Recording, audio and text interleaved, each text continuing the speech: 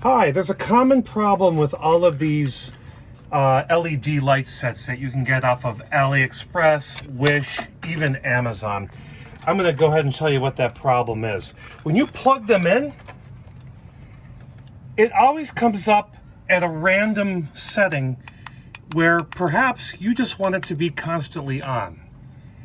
The problem is, how do you get past that? Because it's a real pain, because when these sit for a little bit, the capacitor discharges, and then you're back to having some crazy pattern, or like this one. Now this is twinkling.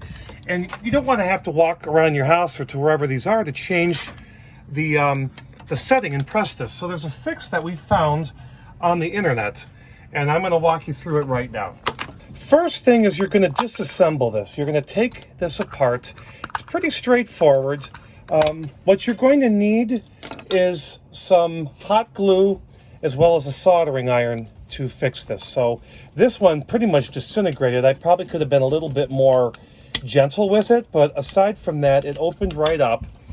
What you're going to do is we're going to short some of these transistors, and I'll explain how this happens. And I learned this off of a message group on the internet. Also, you're going to notice that one of the wires was unsoldered, so I'm going to reinforce these while we're in here.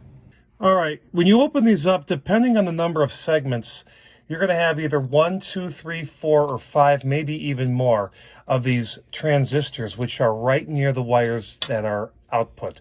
You've got the input, 120 volts, and then you have the output. And you'll see even some of these wires have come down, and I'm going to fix it. But what we're going to do is we're going to cut these transistors off, and I'll show you what we're going to do next. Now that we took these off, the top part, we're just going to bend these out of the way, and I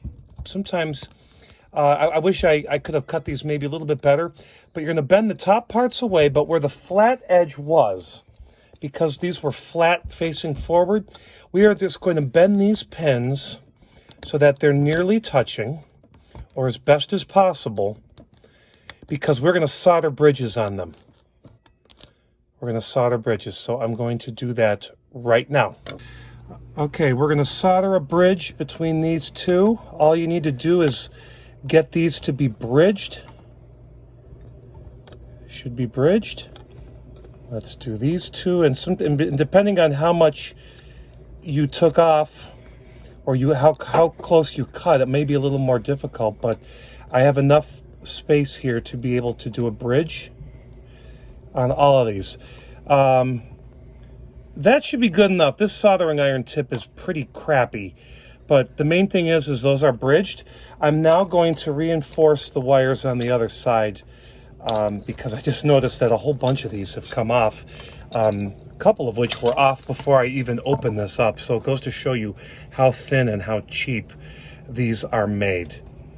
We have one right here where the solder pad came off, so I'm going to go ahead and solder that on.